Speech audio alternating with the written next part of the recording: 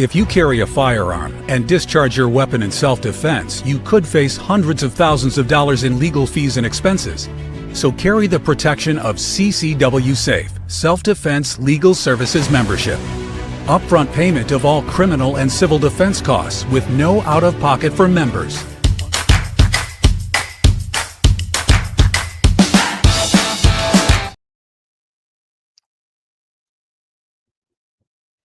My apologies. I actually hit the wrong button, but we are back, and I am John Wheaton on this Tuesday night. And tonight we're discussing a rather flexible and ever-changing subject, but of the ceasefire agreement between Iran and Israel. And this seems to be changing almost by the minute, definitely by the hour. So we're going to get into this, and we're going to do the best that we can to get you guys the most up-to-date information.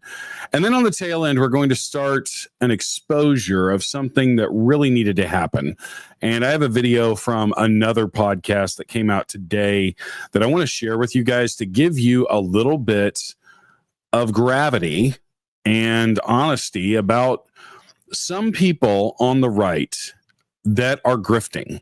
Some people on the right that are clearly agenda driven, and they're not backing the right side, and it's because of a predisposed position.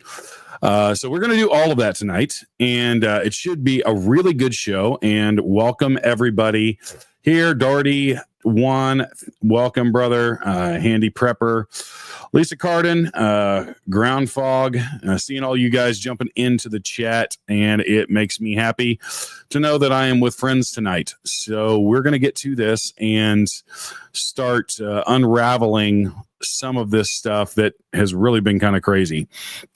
But before we get to that, we're going to go to the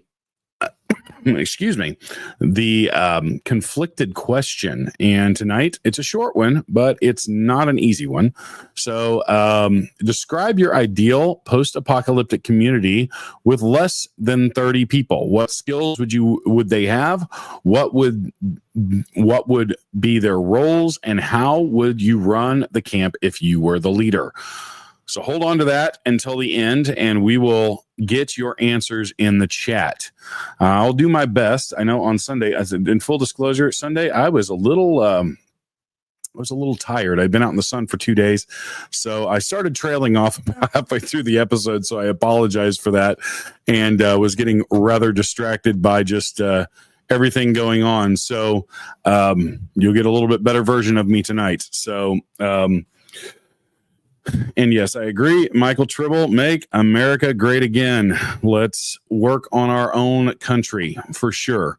So before we get started, if you guys are new, if you're just joining us the first time that you've seen Survival Dispatch, we welcome you first of all. And we also encourage you to go and join our community over on the free Substack.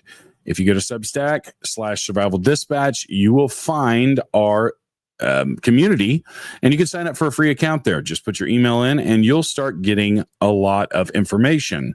One of the things that you get is the Saturday Watch Guide, which goes through all of the episodes throughout the week. We run Sunday through Friday, and then Saturday is the one day that we don't have a live episode, unless, as what happened last week, we have an event that spurs us to have one. So but that Saturday Watch Guide will give you all of the pertinent information that you need to know what we covered. It includes the thumbnails, links, and descriptions for your viewing pleasure. And you get that just by signing up for a free account. We also have other tiers, but we won't talk about that because we want everybody connected in whatever way they can. And we're just going to give it to you for free. And you can decide whether you want to support us further down the road. This is the way that we fight back against big tech censorship.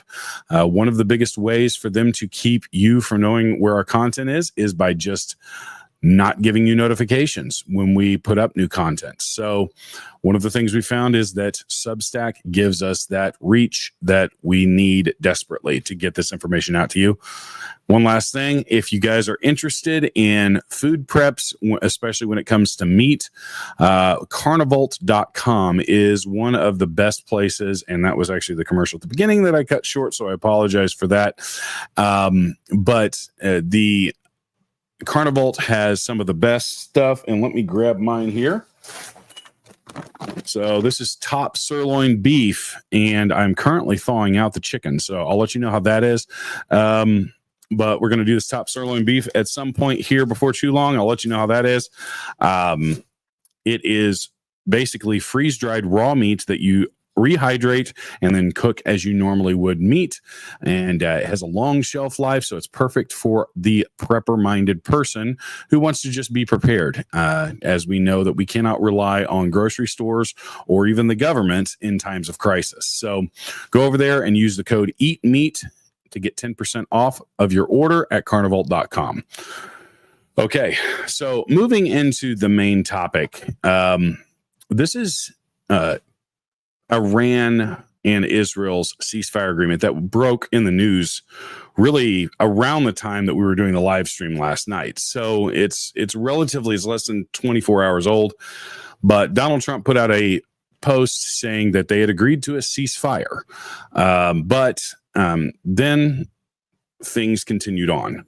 And in some ways, I think that this is a way to buy time and discredit the president, who has done yeoman's work in this. And all of the naysayers, we will get to that towards the end of this, all of the naysayers that just want to pick and nitpick about every move that Donald Trump makes because he is not making the moves that they want.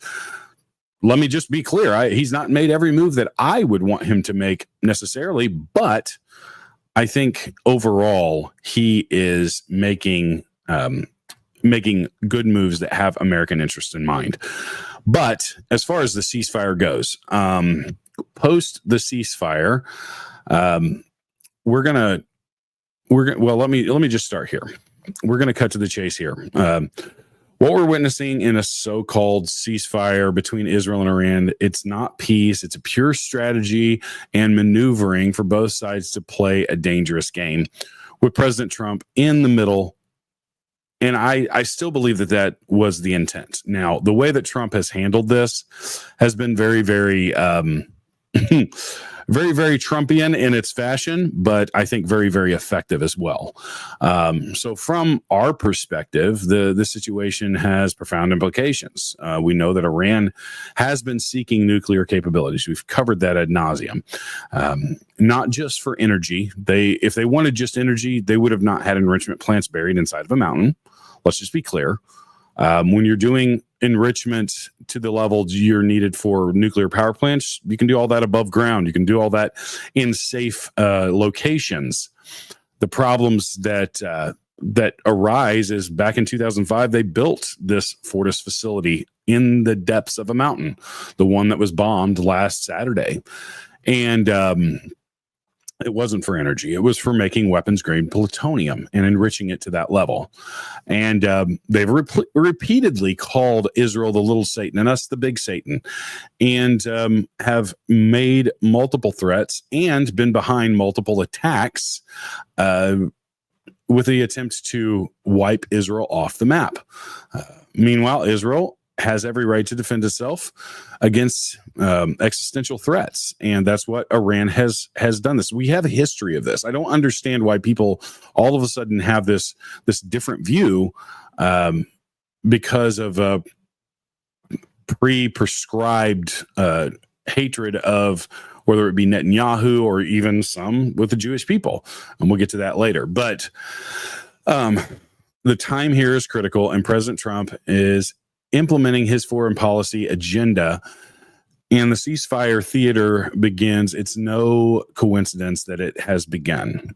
So let's get to the news real quick, and let me share this real quick.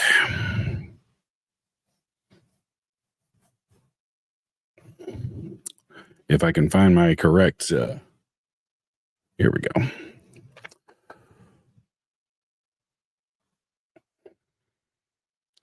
Okay, so Israel backs away from heavier strikes on Iran, maintaining ceasefire after Trump's pressure. Okay, so one of the things that has happened,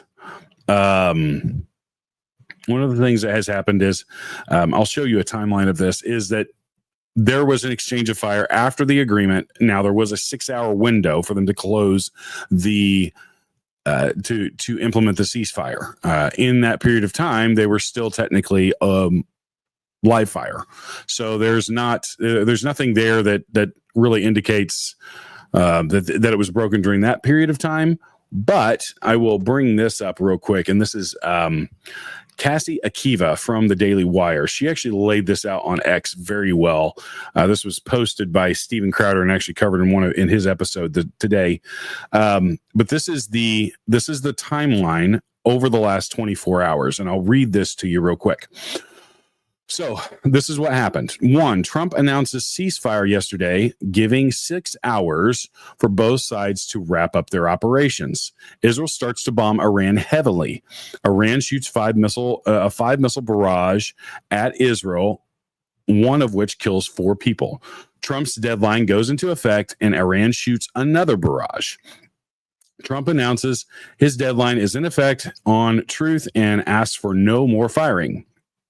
Iran fires one more missile 3 hours later, which does not land. It apparently either burnt out or landed in a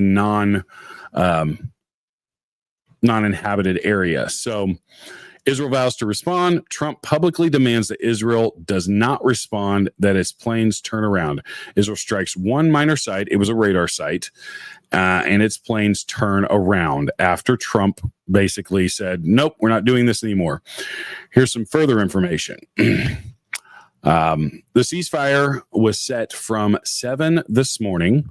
At 3, Israel forcefully attacked the heart of Tehran, struck regime targets, and eliminated hundreds of Basi and Iranian security forces personnel.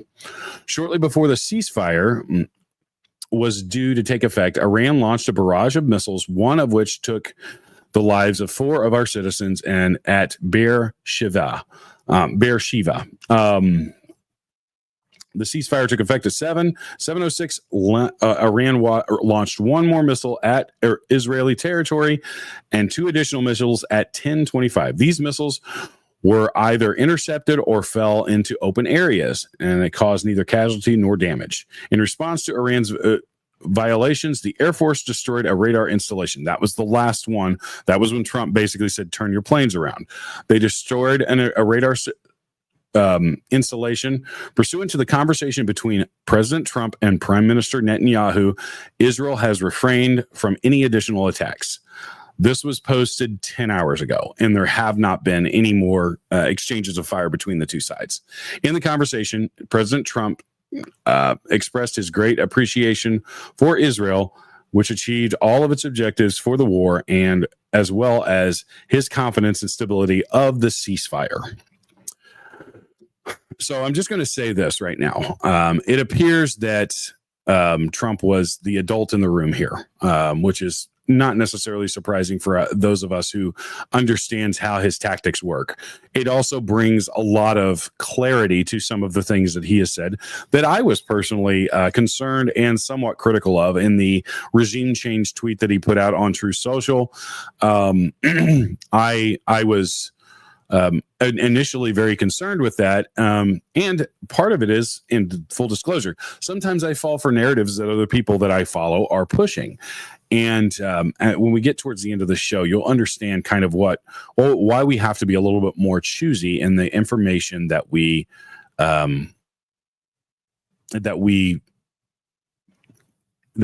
consume and that we believe, because I think that there's a lot of people out there that don't really have our best interest in mind, or are either getting into this for clicks, or they're actors paid for by further bad actors. So going under the guise of conservatives. So,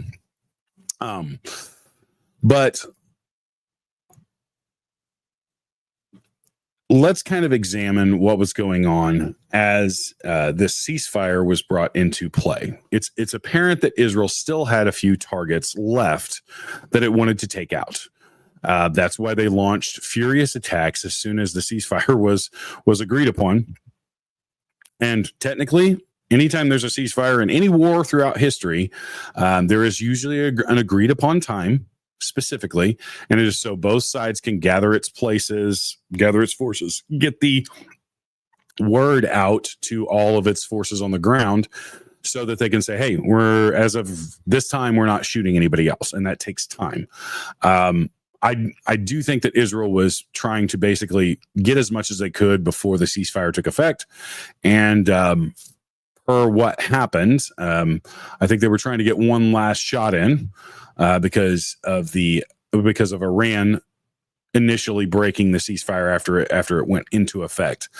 And President Trump said, hey, guys, we got to stop this because it's just going to continue to escalate. We're not going to have a ceasefire. And being the adult in the room, he told Netanyahu, hey, listen, you're going to listen to me. And I'm sure that in that conversation, Trump is not weak. I know there's all these narratives going around that he is controlled by Israel. And I don't believe that one second, because he literally on national TV today said neither one of these sides know what they're doing. And I'm sure all of you guys saw that clip running around. So Trump is not interested in being controlled by a foreign government. That narrative is, in my opinion, stupid and very weak. We did what we were going to do. We helped out an ally to take out a real threat in the region.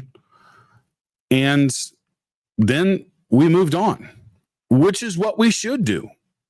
In my opinion, this is peace through strength. This is what we actually voted for this guy to be. Strong, make the decisions that need to be made. Don't drag us into foreign wars. Guess what, guys? We're not in a foreign war. No matter how many people on X want to posit this narrative that we're going into World War III, guess what? We're not, guys. And I'm not saying that 6 months from now we couldn't be drug into another conflict. That's not what I'm saying. The Middle East is one of the most volatile areas on the face of the planet because you have warring ideologies that go all the way back to the two sons of Abraham. And that's the reality of it. You have factions within Islam that want to wipe anything that's not Islamic off of the face of the planet. And then you have a lot of other countries that we give credit to Donald Trump for, restoring peace in the region. Make no mistake, guys. Saudi Arabia does not like Iran. Qatar does not like Iran. They don't like their crazy neighbors. And so they were secretly behind a lot of, they were totally in favor of all of this action against Iran because Iran is the crazy person in the room. And they have been for decades. Don't forget, the Middle East actually reached a real legitimate peace agreement back in 2017, 2018 with the Abraham Accords. Maybe off on the year, but the Abraham Accords is one of the biggest peace deals in the history of the Middle East. And it's been held to by everybody that signed it, by the way. None of these people are ganging up against Israel. They all have a peaceful agreement, which is mind-blowing. And Donald Trump actually was able to get that done when no one else could.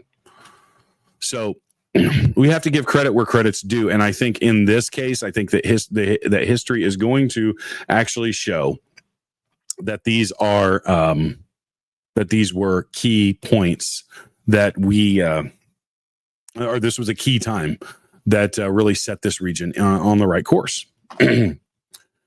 So this is from, and some of these articles are a little older. So, but we'll continue to talk through them. Trump announces Israel and Iran have agreed to a complete and total ceasefire. The 12-day war. And here is congratulations to everyone has been fully agreed upon that Israel and Iran will have complete and total ceasefire in approximately 6 hours from now. This was put out on True Social last night. And then the timeline that I just went through with you guys happened. And I do still love, there's something endearing about how many of these words that Donald Trump capitalizes. I just, it's kind of a way of endearment at this point. This is the truth. Sorry, I tend to say tweet, but truth that he put out. So I do love the capitalization. It's kind of almost just super endearing at this point. So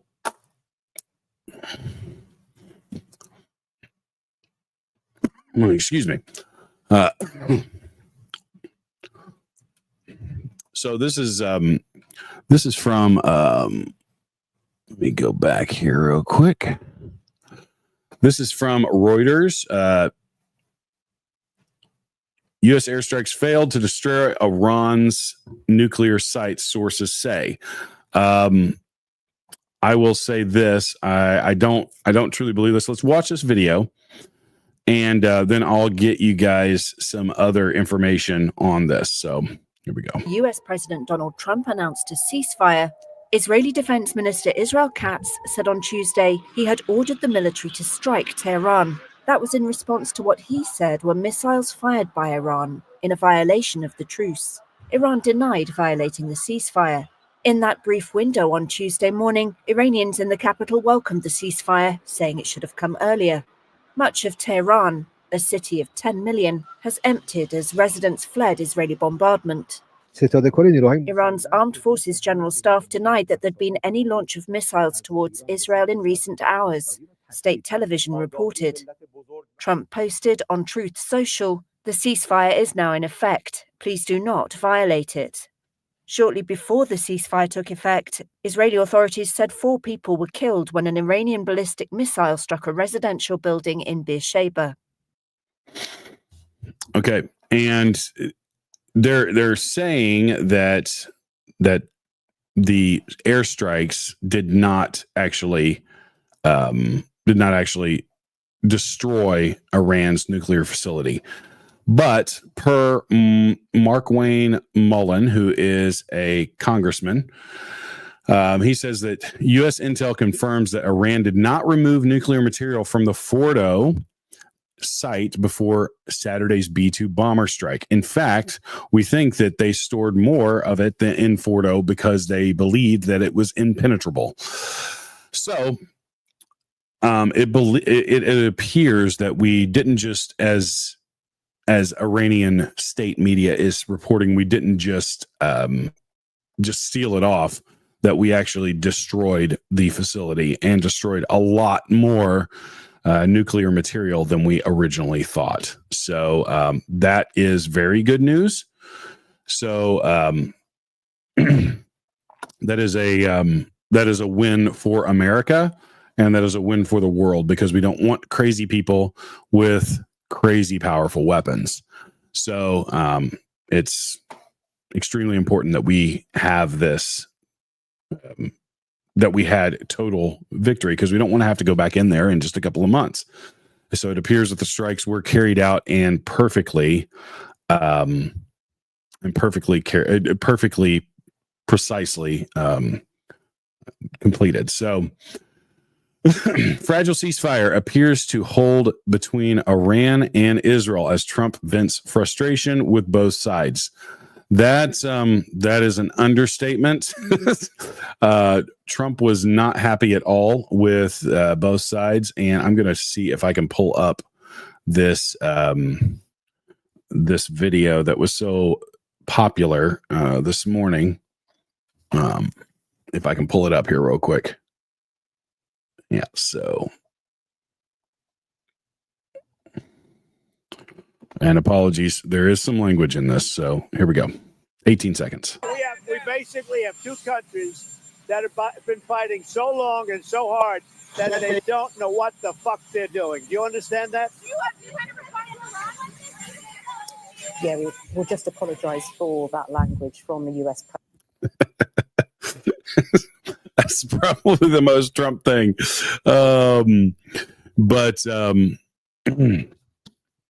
but that's probably the most Trump thing to do. He was very, very, for lack of a better term, pissed off about this morning, expressed his frustration with both Iran and Israel on breaking the ceasefire, and really, really just kind of aired his grievances online or on national media right there. So, and I have to say, I agree with him, because here's the thing. The whole goal was to deprive Iran of nuclear material, nuclear weapons. I believe from all intelligence reports, we have done that. We have, I mean, we all kind of gave George W. Bush down the road for saying mission accomplished 1 year into the war that lasted 20.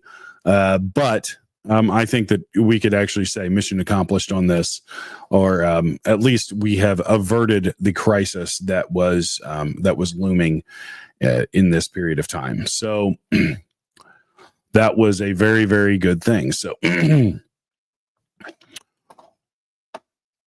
and here is from Associated Press: ceasefire status unclear after Israel reports continued missiles from Iran. We'll watch this real quick. Well, actually, this is a 4-hour video, so I'm not going to play this whole thing. But Israel warned the public to take shelter after detecting missiles from Iran early Tuesday. That was this morning. The launches came at about 4 a.m. local time in Tehran, and the time Iranian Foreign Minister Abbas Agrilachi, sorry, I am terrible with names, so if said Iran would stop its attacks if Israel ended their attacks. U.S. President Donald Trump said on social media Monday that Israel and Iran had agreed to a complete and total ceasefire be phased in over 24 hours. It's unclear yet how the latest developments will impact the possible ceasefire agreements. So, yeah, just more of very similar information here. Here is the latest update from the 12-day war, and that is what is being called at this point. I always hate these little pop-ups that pop ups when you open a new window, just trying to get you to spend money on them. Israel-Iran ceasefire is now in effect. Updated. The U.S. president said the ceasefire aims to end the conflict, which has been named the 12-day war. So there you can see that's actually an F-15, Israeli F-15. One of my favorite planes of all time right there. The U.S. President Trump says that Israel and Iran have agreed to a complete and total ceasefire set to begin in about 6 hours. But this has been updated since then. So it has been in effect basically since about 10 a.m. So we can pretty confidently say that as of right now, the ceasefire is in effect and being followed by both sides. Here's another one, and this is really the thing is, if I played you the entire clip where that I just played the tail end of with Trump, where he expresses his displeasure with this, he really goes after Israel in this. I know that it has been said he called and sent messages to the Israeli government and basically said, "You guys follow this." And I would imagine that there was some very tough talk on Trump's side saying, "Hey, if you guys want us to support you going forward, you better stop this. You better knock it off, because we have reached the agreed upon goals that you guys said you wanted, and so we're not doing this crap anymore." So, I do think that kind of lends itself to saying that Trump is not a puppet of Israel or a puppet of Bibi Netanyahu. To me, that's always been a crazy thought, and it's stupid to engage in this rhetoric. I think there's no real evidence of this, and we have to go by this whole thing with Trump. And I had a really interesting conversation with my brother via text earlier, and I wanted to read something that he actually told me, because I think it's probably one of the one of the best ways to actually, and let me find it here. I hadn't planned on bringing this up, but so what we're talking about is the difference between trust and faith. There are people out there who want to accuse us of being like just Trump apologists, that he can do no wrong, that he is somehow like a god to us. And, full disclosure, I said early on in this that based off of his track record, I was going to support Trump until I had definitive evidence that he was stabbing us in the back and getting us involved in a foreign war that nobody wanted. But my brother actually put this in a really cool perspective, in that it's explaining the difference between trust and faith, and that is faith is implicit to our faith in God, that we trust him no matter what because we know that he is the most powerful being on the planet. That is faith. That is fully putting your belief system into something. That is faith. What trust is something that is built. It's forged through action. It's forged through a track record. It's forged through having a definitive and very, very prominent positive record of doing the right thing. And I think that's what we get with Donald Trump. Is that we see his record. We know what he has done for us. And we know that he has always fought for the American people and tried to implement policies that were good for the American people and returning to our founding principles. The dude's not a dictator. Look at what he has done in his second term with 2A already, with his DOJ. He's literally got his DOJ fighting in my state to get our assault weapons ban overturned. Do you know what tyrants don't do? They don't give you more rights. So that all of that track record, all of the him literally taking bullets for us, has led me to say, yes, I will trust him, and I'll give him the benefit of the doubt. There's a lot out there that aren't, that were just waiting so that they could get involved in clickbait journalism or whatever they were thinking. They had no problem flipping around and stabbing him in the back. And then literally he proves them wrong less than a day later. And I could use an example. Any of you guys have ever seen the TV miniseries Band of Brothers? Fantastic show. One of the best World War II historical films that I've ever seen in my life. And it's the depiction of a company in the 101st Airborne, the Easy Company of the 506th Parachute Regiment. And this company has a leader at the beginning of it, and his name is Captain Roy Sobel. And Sobel is a very, very stiff and tough person that trains Easy Company to be a very, very hardened unit. But when they get into combat, and not even real combat, just like combat scenarios, training, exercises, he gets really stiff and he gets really worried, and he doesn't have, he's never decisive, and he gets them captured or killed in these war games. And so the men start talking about how they have an issue with him and they don't trust him. On the other hand, one of the lieutenants, one of his subordinate officers, Captain Richard Winters, is a impeccable leader. He is very cool in combat. He cares about his men. He leads his men well, and so the men trust him.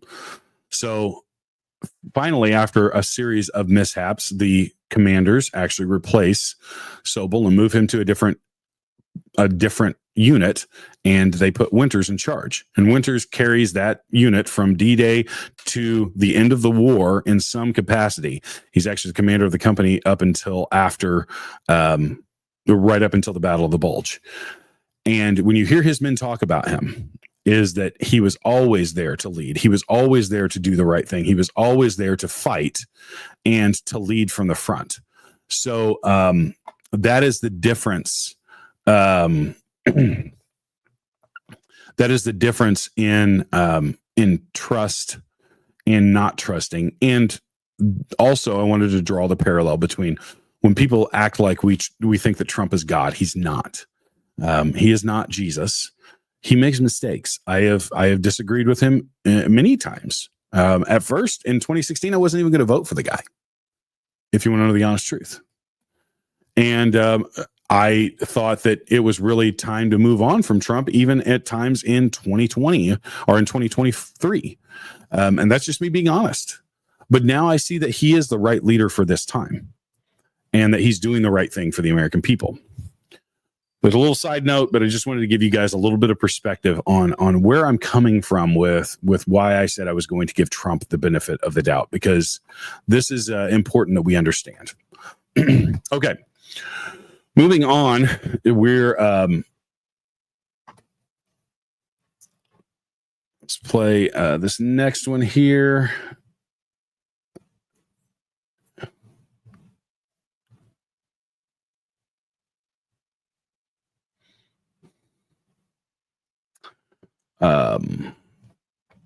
This is a 4-minute video and won't play the whole thing, but just kind of. I want to go to our colleague Matt Bradley, who is also in Tel Aviv, who I understand has some new reporting on this. Matt, what do you know?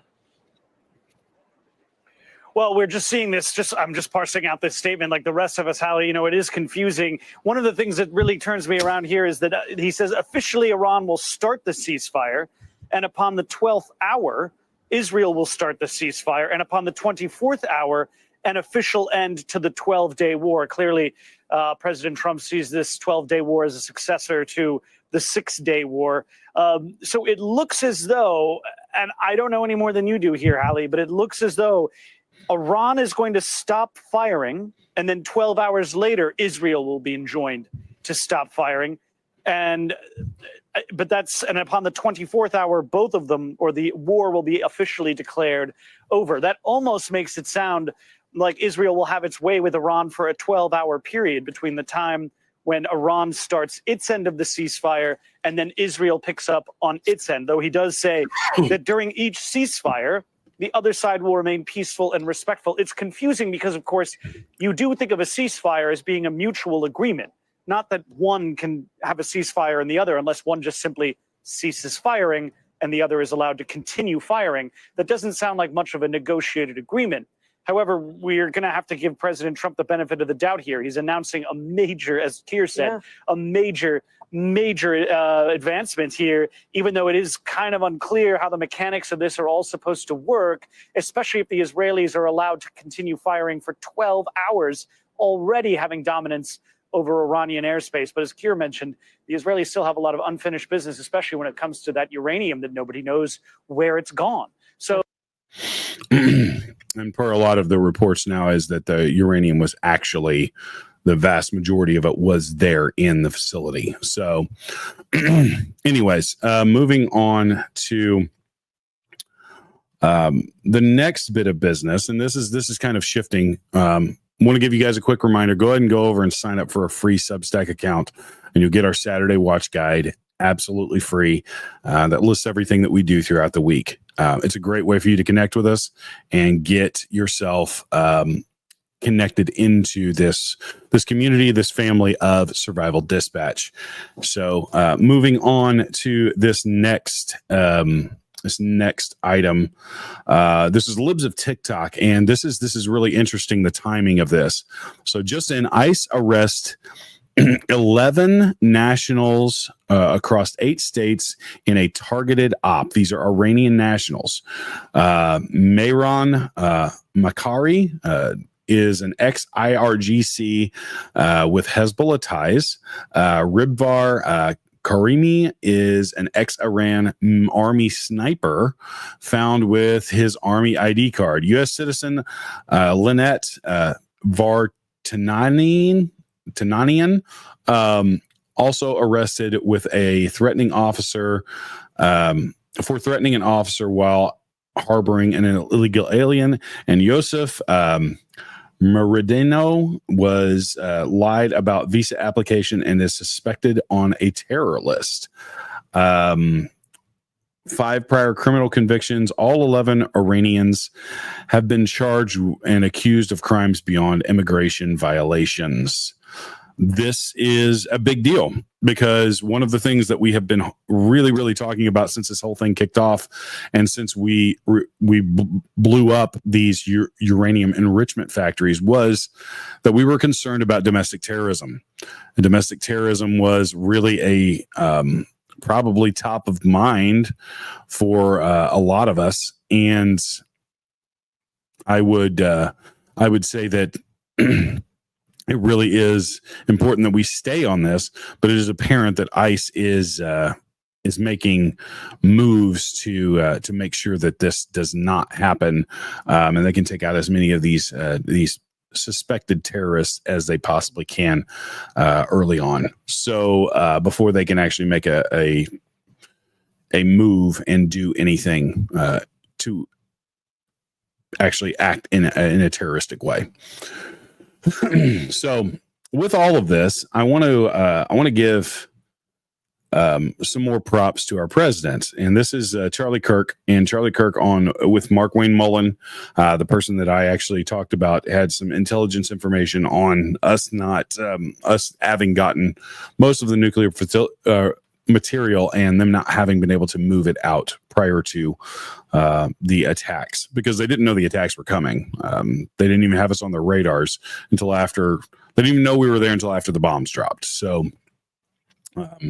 anyways, let's watch this minute 34 and then we'll react to it.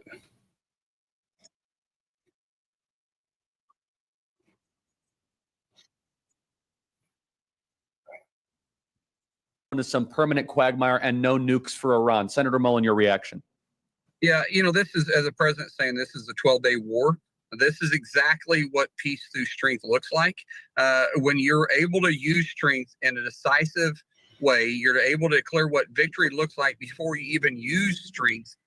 You're able to also declare the terms of, I wouldn't say surrender, but the terms of de-escalation. And that's exactly what took place here. The president positioned himself through deterrence. He had the assets in the area to be able to deliver on what needed to be done. He delivered on those assets precisely. And then he had enough restraint, even when the Ayatollah, which we knew they had to say something, shot back at us. They had enough fear of President Trump and his leadership that they actually gave us a heads up that, hey, this is what we're going to do. Just understand it's coming, and then we're probably in a good spot. And the president immediately responded by saying, appreciate the heads up, appreciate the war is over, and we look forward to hopefully having good relationships with you moving forward. And leave it up to the Iranian people if they want regime change. That's what leadership looks like. Totally. President Trump just pulled off. Yep. So this is a really I don't think we understand quite how big of a moment this is. It's a very, very big moment for America and for us on the world stage, in that we can hopefully now move to where we're focused solely on ourselves, focused solely on what we need to be doing in and around the world. And so this brings me to my next point. After we have a little bit of a comical moment with our beloved vice president, this is JD Vance, and this is quite funny. 41 seconds. We'll watch this, and then we're going to pivot to something that I think is extremely serious and important. And the president looks over at me, puts the foreign leader on mute, and says, "This is not going very well." And he presses the red button. and my eyes get really big, and I'm like, "Mr. President, what just happened?" And he looks at me and he goes, "Nuclear, nuclear." And 2 minutes later, a guy walks in with a Diet Coke, and he looks back at me and he says, "It wasn't nuclear, it's just the Diet Coke button." And that's so that's the kind of guy, and my fellow Republicans, that we have as the president of the United States. I think that's a fantastic video to show really what how he has a great sense of humor, even in the face of danger and things like that. That clip was from the campaign trail last year. Just to clarify, it wasn't something that just came out, but I think it's just always funny to revisit those things. Okay, this is a clip that I'm going to play a good chunk of. I had actually, before everything kicked off last week, I had planned an entire episode of Survival Dispatch on the topic of the grifters within the right. That, honestly, I used to love to consume their content. But we have to be careful because over time, things start to rear their ugly head. And true ideology comes out. Or the fact that somebody is just doing this to make money. And so this is Steven Crowder. This is his episode today. And I would encourage you guys, honestly, go over to his Rumble channel and watch the entire episode. The first 45 minutes, all of the information and the facts and the details that he spills in that episode, fantastic. And I've had my issues with Steven Crowder over the years, but I think in this case, he really hits the nail on the head.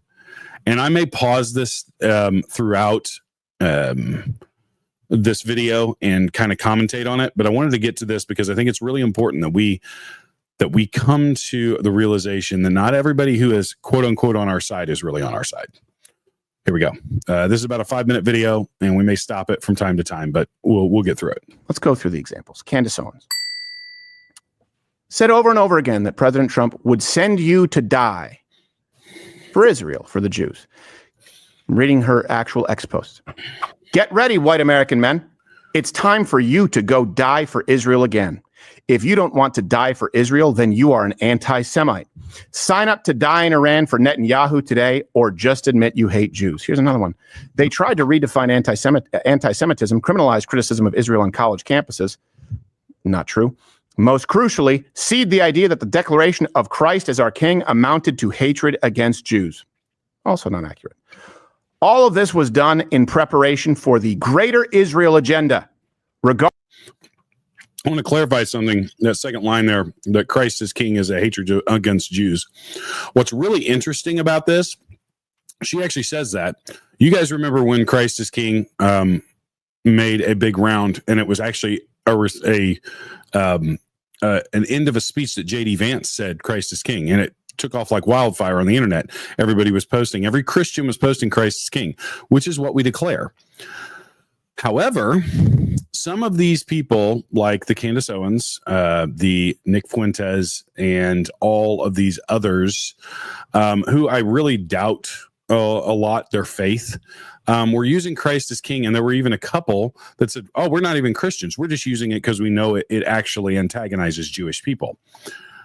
I don't think we should temper our language as Christians that we believe Christ is king. Neither would any kind of Orthodox Jew that actually was true to their faith. But the fact that there were people using it because they were trying to get at Jews shows that their whole entire target was just to antagonize Jewish people. That was the whole reason they did it. That's not Christian. That's not loving, and that's not even real. They actually, I think Dan Brazilian was one of them. That former UFC fighter, I never can think of his name, that's just absolutely nuts. And Dave Smith, all of these guys were saying Christ is king. They're not even Christians. They were doing it because they knew it would bug Jewish people, or they assumed it would bug Jewish people. So that's what we're looking at. And let me also get this out. I think Dave Smith and Candace Owens and all of these people have said some great things when it came to in response to COVID and lockdowns and authoritarianism and all of this stuff. But somewhere along the line, well, they lost the plot, and things just started turning into where it's just vehement and unabashed Jew hatred or Israel hatred, and to the point where a very trusted president makes a move with an ally to take out a real threat that could turn into a massive threat on the world stage. And he is immediately just an evil puppet of Netanyahu. Nothing could be further from the truth. And I think that's been proven over the last 24 hours very, very, very, very well. So we have to call this crap out. Like, this is not helpful. It's not a real thing. And it's not something that I don't even think Trump would even allow to happen. So let's watch a little bit more of this. I just wanted to say that was a key thing on that Crisis King thing. Regarding which they attempted to emotionally manipulate Americans to accept. The conspiracy theorists were right again. It was always about a planned war with Iran and a doomed, heretical belief that mass slaughter of women and children is messianic. Let me read that again. It was always about a planned war. Where's the planned war? It's all part of the plan. Yeah. This wasn't presented as an opinion. This was presented to you as fact. And that's the key thing. When I don't know something on here, and I think I have a very good track record of saying, this might happen. I don't know for sure. In our last episode, I said, guys, I don't know the answer to everything. And if I'm wrong, I will openly admit that I was wrong about something. I think that intellectual honesty and being true to yourself is the only way that you build trust with people. Yeah. Have I been wrong about stuff? Yes. Will I be wrong about things in the future? 100% without a doubt. But I will admit that to you guys. People like Candace Owens cannot admit that they were wrong about things. So they'll spin it in some other way. They'll bottle it up in some other weird way and just start hurling it at something else. But anyways, back to this video. And I had many people going, this is clearly a planned war for Israel. That's clearly what Donald Trump is doing. He's trying to get us in. Is that what you're seeing? If it's not what you're seeing, this was dishonest. Here's another one. Our foreign policy is dictated by Israel. They don't know what the fuck they're doing. That seem like it's dictated by Israel? That's part of the plan. Yeah. Deception. Trump will continue to do as he is told by Netanyahu. Don't drop the bombs. Okay, we won't. That sounds to me like one person's in charge. And here's the thing. That's a good thing. Shouldn't we be happy about this, guys? Shouldn't we be happy that Donald Trump at a certain point had enough and said jump, and they said how high? Both sides. Trump will continue to do as he is told by Netanyahu. If you want to know what America will do, spare yourself the fake White House press briefings and start listening to Bibi. We are a colony of Israel. Your politicians are bought and paid for. Taking separate components, there are politicians bought and paid for by AIPAC, by the way. I can't stand AIPAC for the same reason that I hate Act Blue. They support Hakeem Jeffries. But combining that and saying that we are a colony of Israel, and spare yourself the fake White House press briefings. Also implications that everything here, everyone who disagrees, was fake. If it seems like I'm being harsh, it's because you were told that the people telling you the truth were fake, and the algorithm amplifies it, and it made your life worse, and it embarrassed you. You get it? By the way, the worst part is you don't even get to celebrate the win. No war. Good, done. No nukes in Iran. Great. America is a colony of Israel. Spare yourself all the other fake information and know that you're going to go die for Israel, which ultimately led to an entire coalition demanding the impeachment of the man you voted for. Candace Owens legitimately told service members that they should seek a dishonorable discharge, which, by the way, wouldn't be a dishonorable discharge. If you look at the way she described it, it would be desertion over a war that wasn't happening. LG19 writes, serious question, will there be jobs or community military members can join when I get a dishonorable discharge for not contributing to delete people or my body for the interests of a certain foreign nation benefit? I love this question. I do believe that if war in Iran is on the agenda, and that appears so, get dishonorably discharged. Who cares? Who cares? Why should you go die in a foreign land? This is the dumbest thing that anybody could say. This is imbecilic rhetoric because she doesn't understand the implications of what she's saying. As a former service member, You do that in a time of war, you get shot. You can get shot. You don't always get shot. It's very rarely used, but you can. So you want to take that chance? This is stupid. And it shows the intelligence level of somebody like this. So, and you know, I honestly, I grow weary of the whole narrative that people want to say that, oh, we're just Trump apologists. We're just Trump apologists. No, Trump was proven right in this situation. He did the right thing.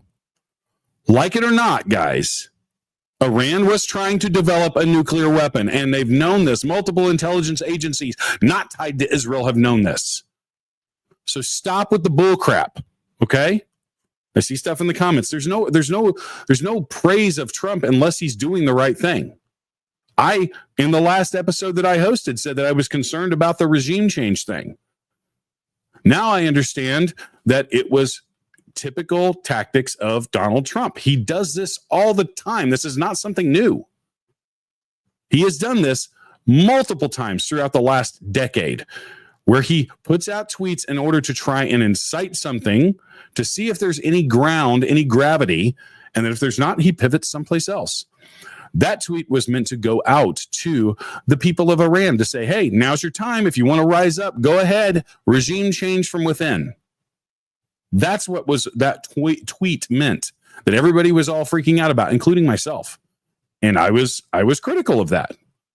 I was critical of Trump on the abortion issue. To say that we're Trump apologists is ridiculous. If he doesn't do the right thing, we'll call it out. But in this case, it appears that he made the right moves. Everybody actually could walk away from the table with a win here.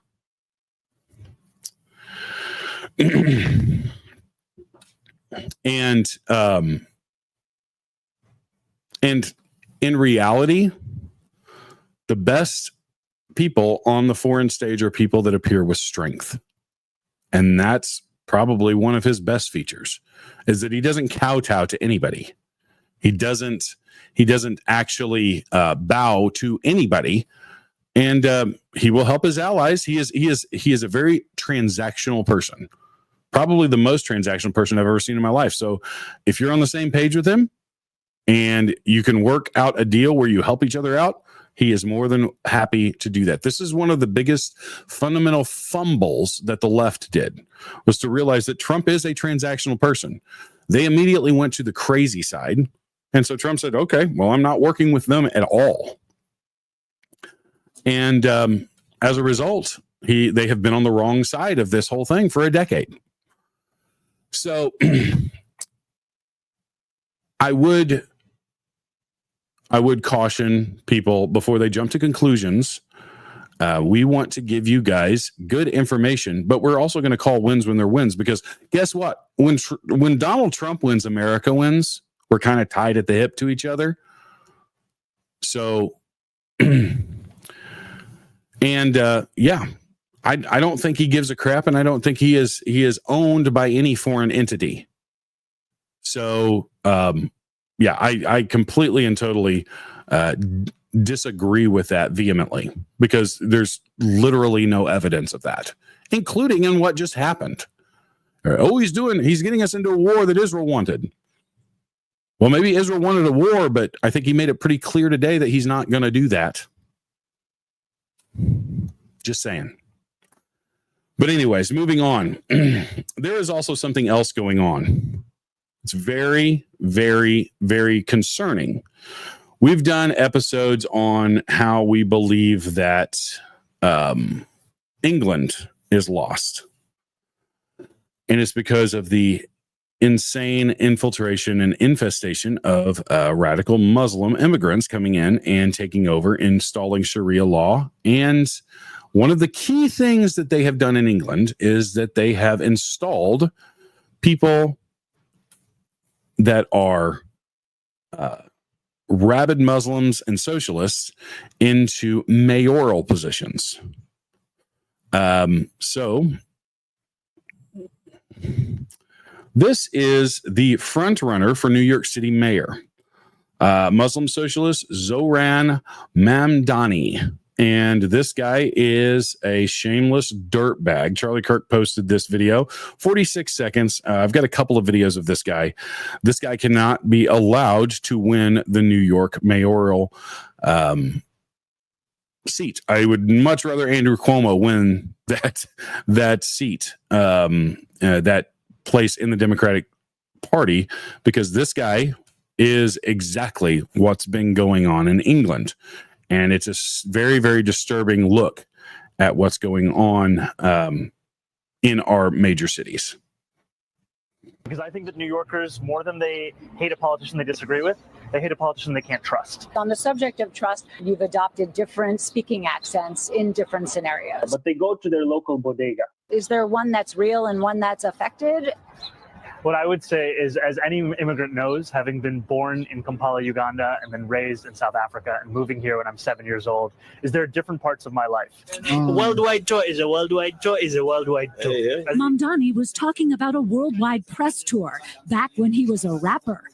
Bring the flavor to the fish, bring the flavor to the rice. In a Disney movie directed by his mother. Nepotism and hard work goes a long way. Here in New York City, this is how I speak, because I think that New Yorkers, more than they... So obviously someone that's fake. This is another video of Zoran Mamani talking about police. And Washington Gun Law posted this. Beginning of the end of the world's one of the world's greatest cities begins today. Watch this.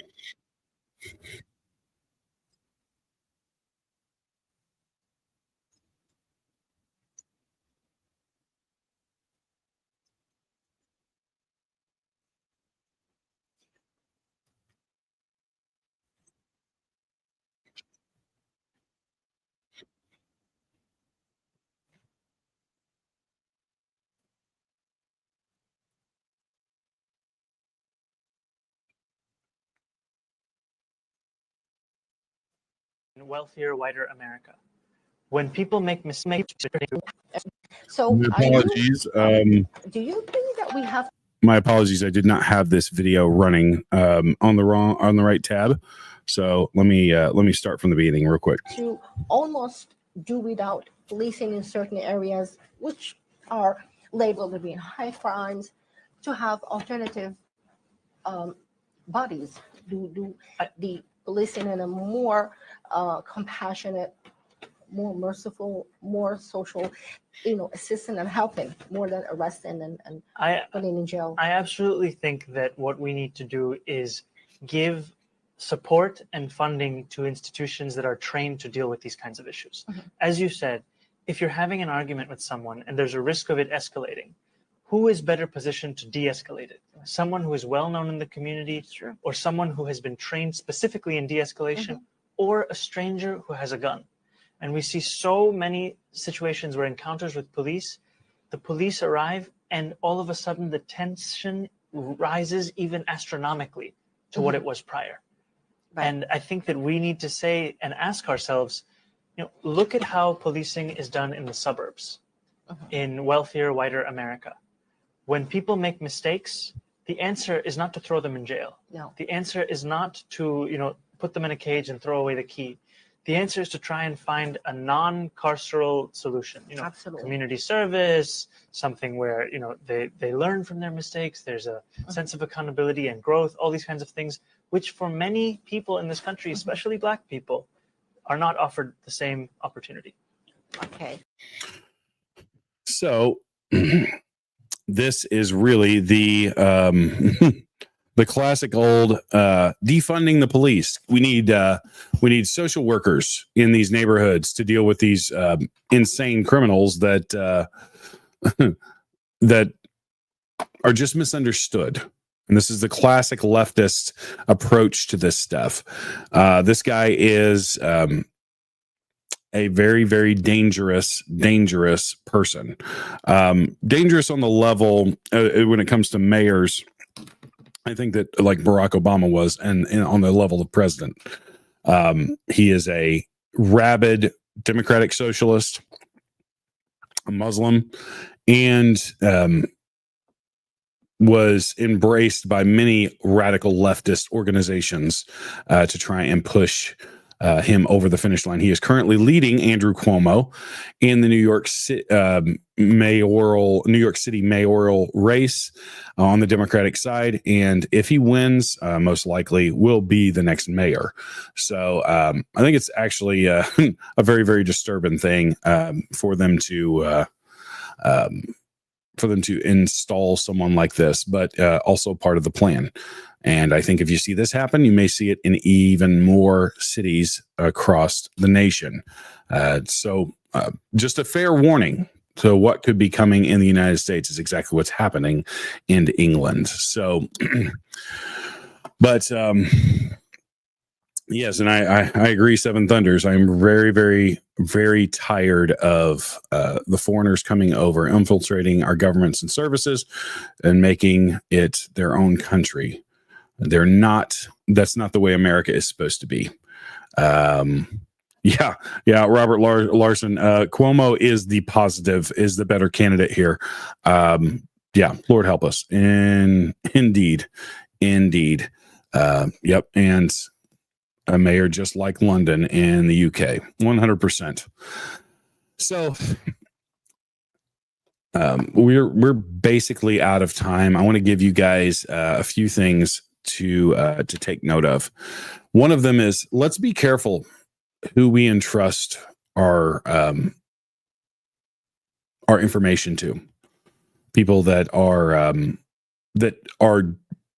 two-faced and will flip on a whim for engagement and whatever else it is. And I do think that specifically with Candace Owens, there's a lot deeper roots there that I might get into if I ever do the full episode on what I would actually term as the woke right. And it is something that is rising on the right that we need to probably expel faster than we can, as fast as we can, because it is something that will tear the coalition that Trump built into, and it will make it so that the Democrats, the socialists, and the communists on the other side end up being able to win. Sometimes you have to build coalitions with people that you don't fully agree with. That's the truth and the nature of politics. And building coalitions is important in order to win. Trump masterfully built a coalition that I think, if kept together, would be difficult to beat for decades. And I think that a lot of this splitting over a lot of really ridiculous conspiracy theories is one of the things that could tear us apart. So we need to stay together and remember that trust is earned over time. It's not something that you just give. So we have to realize the people that have been in our corner more often than not. And that's, I'll leave each of you to kind of make that decision on your own, because we have to be able to think for ourselves. But I think it's pretty clear the ones that have stayed in our corner and those that have not. So, and as far as the Israel-Iran thing, we will see how the ceasefire continues, what happens in the upcoming days. I think that if Donald Trump can somehow get a peace agreement out of this, it might be one of the biggest moments in his in either one of his presidencies, because Iran has been the number one opponent of Israel and any kind of freedom across the world. So having to, it was something that had to be dealt with, because you don't want another nuclear powered country that has a lunatic leader. So, and moving on to our ending, I think that really we need to continue to pray for peace, That's the number one thing. As Christians, we are called upon to pray for our leaders. And I think that that is something that we should do on a daily basis. It's something that I try to do every day, for wisdom, for discernment, and to understand and see who real enemies are, even if they present themselves as friends. So we need to do that for sure.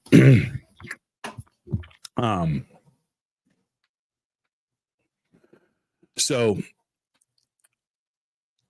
the other things that I think we need to continue to do, and in light of how quickly the world can change, a week and a half ago, we weren't even anticipating any kind of movement to any kind of conflict in the Middle East, really 2.5 weeks ago. And then we were embroiled in something that looked like it could have been bad for a while. I think that has somewhat subsided, although we still remain on alert. And we don't know but either side is going to follow through with this ceasefire. With that in mind, now is the time to prepare for if things end up going south, whether it be domestically, whether it be weather related, whether it be on the foreign stage, and we're caught in a world where we are depleted of resources. We need to be prepared. So stock up, get ready, get trained, and get information. We try to be a world or a channel that gives you information from the world and from our country so that you're better prepared for what's coming. So I would encourage each and every one of you to do that. We have a lot of content coming out about information about survival, information about preparing, information about being ready for a local terrorist attack. And those are coming out very soon. And so keep an eye out for those. Thank you guys for joining us. We really appreciate it. This would not be possible without your support and without your love and care. So we want to say thank you, and we greatly appreciate it.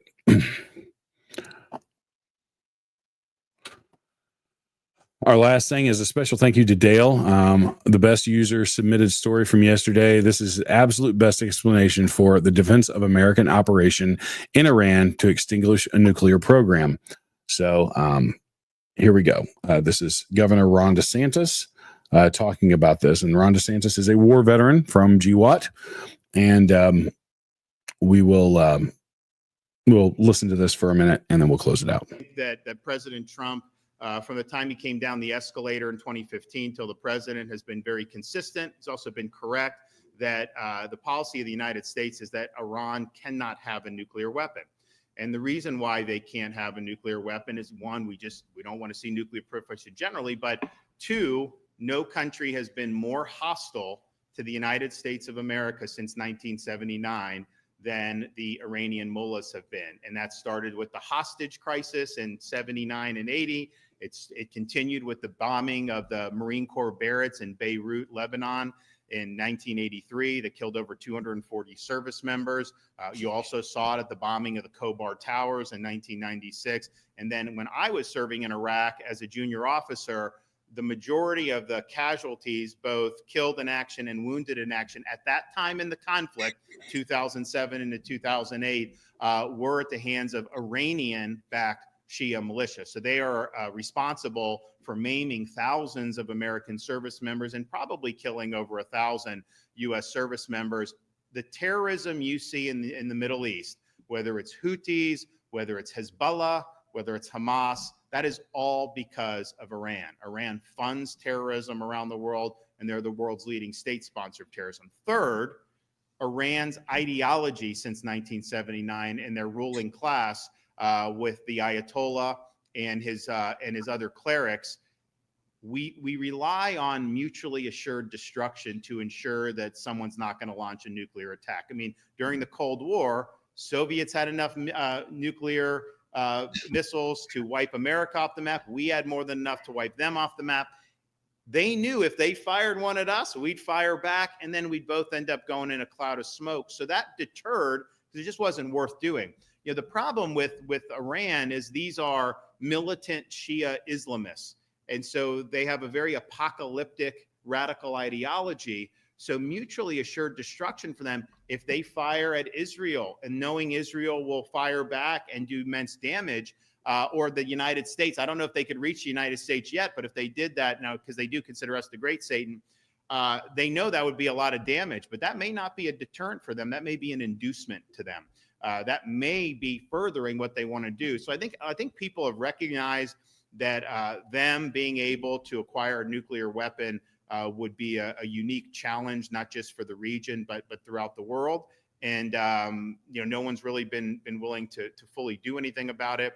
And I think President Trump showed decisiveness to be able, to act when he did. Now people say, well, what are they going to do to respond? And they may, right? I don't think they can respond effectively conventionally against U.S. forces. They just don't have the ability. But that's not typically how they operate. They operate through these proxy groups, through these militia groups, through Hezbollah, through all this stuff. Who knows who they sent across the southern border during Biden's administration? We don't know.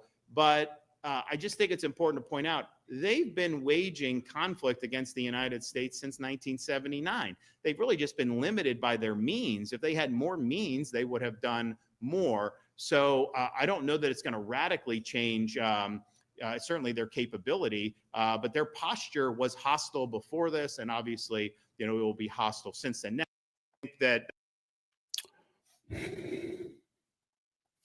Okay. Governor DeSantis with a lot of clarity and a lot of articulation on just the history of Iran. Since the late 1970s, they have been the number one world sponsor of terrorism across the continent or across the entire globe. So saying that there was no threat there, and all of the people that think that if we just left them alone and didn't support Israel and all this stuff, that we would just be completely left alone. Well, history does not tell that story at all. So you're disabused of that narrative, because history tells a completely opposite story. History is a predictor of future. So we have to go off the history of what the ideology has done and what they have done recently. And don't for a minute think that if they had a nuclear weapon that they would not use it, because they've used every other weapon that they had. So, yeah. And their ideology teaches that if they die for the cause, then they go to heaven. They get their 70 virgins. They get all of these things. So they're taught that. So dying to them is not a big deal. It's a false religion. It's a false version of Christianity. In Christianity, we're not taught to go take a bunch of infidels out so that we can attain heaven. It's follow God and give yourself to him and allow him to save you, and you end up in heaven. Lastly, I just wanted to give you guys that. But lastly, let's go to the conflicted question that we did at the beginning, and I want to get you guys' response. So here is the conflicted question for tonight. Describe the ideal post-apocalyptic community with less than 30 people. What skills would they have? What would be their roles? And how would you run the camp if you were the leader? I'll give you guys my answer. I would want minimum one doctor, minimum 3 to 5 nurses. So that's like 6. I would want weapons specialists. Everybody would be trained with weapons, but I would want at least probably a half a dozen to a dozen ex-military, special forces preferable, along with some sort of former military officer that has tactical ability, ground force commander of some sort. Obviously, they would be in charge of security. Females, I'd probably want 6 or 7 females of childbearing age, because when you're talking post-apocalyptic, it's kind of a repopulation type thing. So married couples would also be something that I would be looking at. So we're up to about probably 20, 25. The last 5, I would want specialists.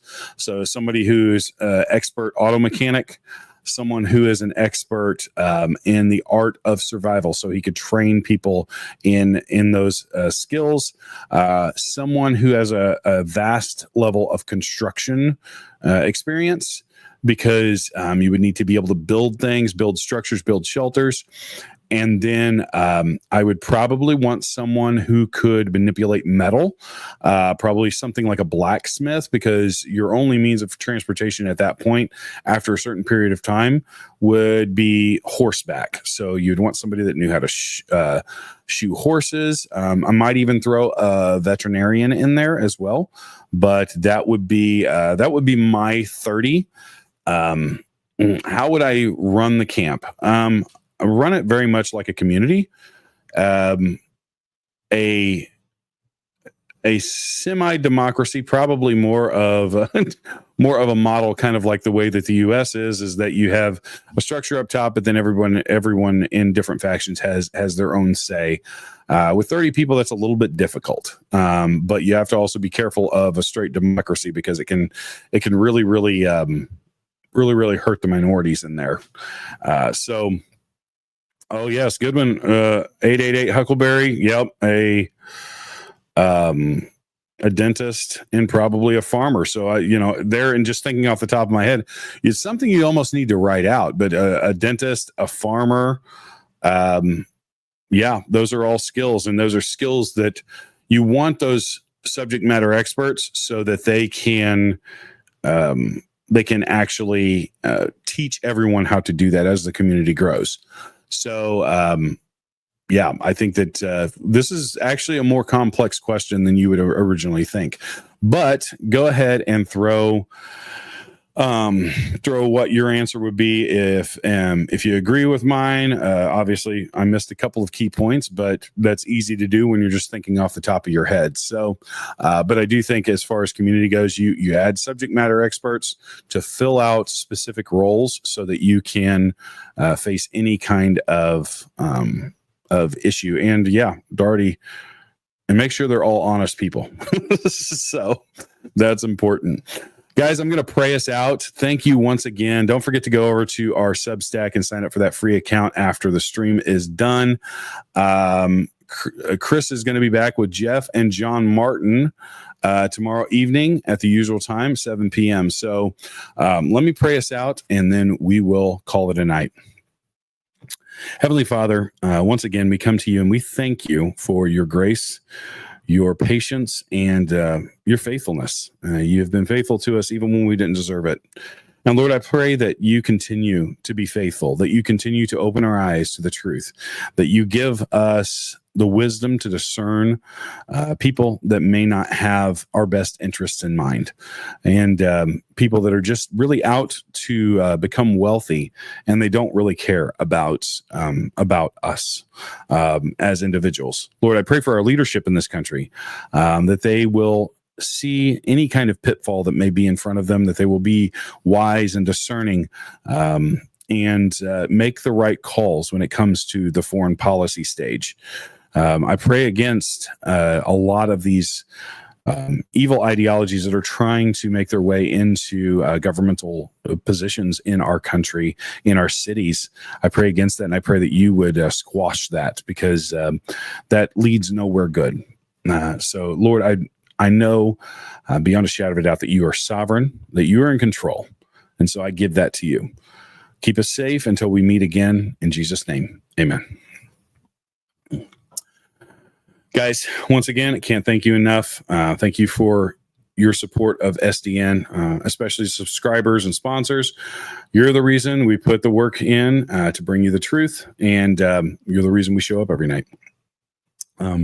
This is your host, John Wheaton, and for all of us at SDN, keep strong, stay prepared, and God bless America. Enjoy this closing video, guys. Stood by silently, Jose Padilla, knowing full well who I was. Jose Padilla, you've seen the video. Jose Padilla, I was pushed. Jose Padilla, pulled. Jose Padilla, struggled to maintain my balance. Crying, you're weak. I'm honored, man. Jose Padilla. And I'm humbled. Jose Padilla, forced the truth to the ground. Is you are first on my knees. Jose Padilla, I'm honored, man. and then flat on my chest because of it. And as I was handcuffed in March down the hallway, repeatedly asking, why am I being detained? Not once did they tell me why. Stood by, silent, knowing full well who I was. Jose Padilla, Jose Padilla, Jose Padilla, Jose Padilla, Jose Padilla, Jose Padilla, Jose Padilla, Jose Padilla, Jose Padilla, Jose Padilla, Jose Padilla.